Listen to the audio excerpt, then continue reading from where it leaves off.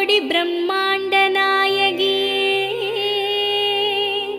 அம்மாவும் நாமங்களை அடியார்கள் துதித்துப் போற்றிட சகல நல சௌபாகியமும் தந்தருள்வாய் தாயே. ஷண்முகன் கணபதியின் அன்னையே வாழி.